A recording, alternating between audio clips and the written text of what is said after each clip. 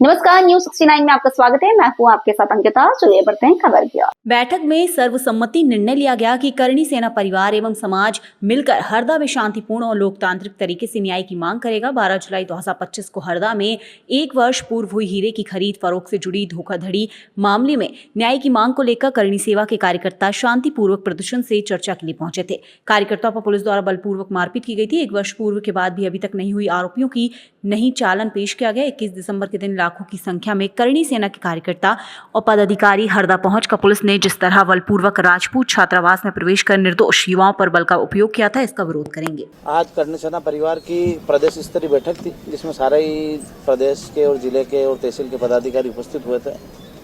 अभी बैठक चली रही है। हरदा जो 21 दिसंबर को आंदोलन होने वाला है, उस आंदोलन को लेकर रूपरेखा बनाने और उसकी गतिविधियों को लेकर बैठक।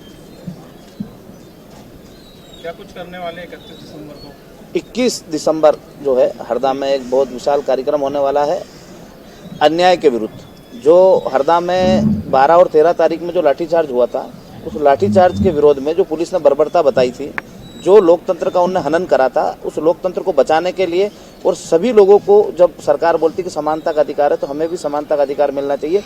जिस प्रकार से हमारे साथ बर्बरतापूर्वक लाठीचार्ज हुआ, उसमें उन पुलिसकर्मियों को सजा होनी चाहिए।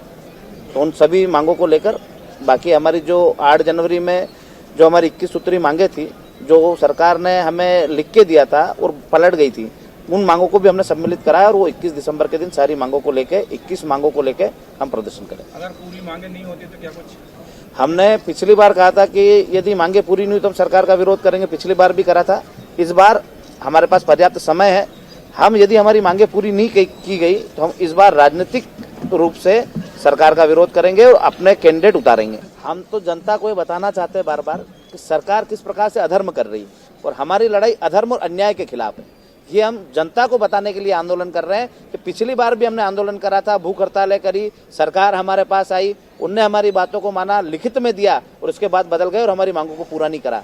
और आज फिर जब हमारे साथ अत्याचार हुआ है, अन्याय हुआ है, तो हमने फिर सरकार से गुहार लगाई कि जो हमारे साथ अत्याचार और अन्याय हो रहा है, जिस प्रकार से पुलिस निर्भरता पूर्वक लाठी डंडे बरसा रही है, हमारे कार्यकर्ताओं को मार रही है, हमारे ऊपर भी जान से मारने की कोशिश कर रही है, तो इनके ऊपर जो पुलिसकर्मी थे, इनके ऊपर कार्रवाई होनी थी। और प्रशासन और सरकार दोनों मिली हुई है। सरकार के कहने पे ही लाठीचार्ज हुआ है और सरकार इनको बचा रही है और बार बार हाथ पीछे ले लेती है कि हमारा इसमें कोई हस्तक्षेप नहीं है। यदि इस बार भी इनने हमारी बातों को नहीं माना, हमारे जो सार्वजनिक मुद्दे हैं, चाहे वो किसानों के हों, चाहे मजदूरों के हों, चाहे आउटसोर्स कर्मियों के हों, या चाहे आप पत्रकार बंधुओं के हों, आपके पत्रकारों की भी हमने मांगे रखी है। इसके अलावा पिछली बार भी हमने लड़ाई लड़ी थी आपकी 8 जनवरी में कि पत्रकार बंधु है, उनको दबाने के लिए झूठे मुकदमे किए जाते हैं, तो बिना जांच के किसी भी पत्रकार बंदूक पे मुकदमा नहीं होना चाहिए और यदि मुकदमा होता है तो उसकी जांच होनी चाहिए और बहाल होता है तो उस मुकदमे को उसी दिन समाप्त करना चाहिए। क्योंकि पत्रकार बंधु जो है वो इस देश की नींव है और उनको दबाने के लिए सरकार भी षड्यंत्र रचती है और आम लोग भी षड्यंत्र रचते हैं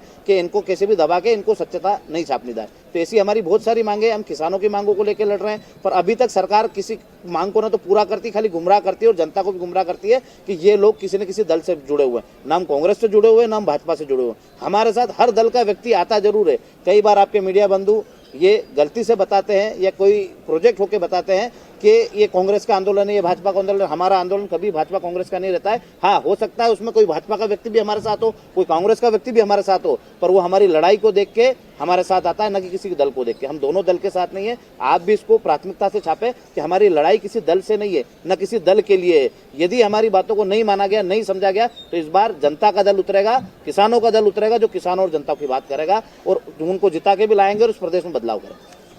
फिलहाल इस खबर में इतना ही। आप बने रहिए न्यूज 69 के साथ। नमस्कार।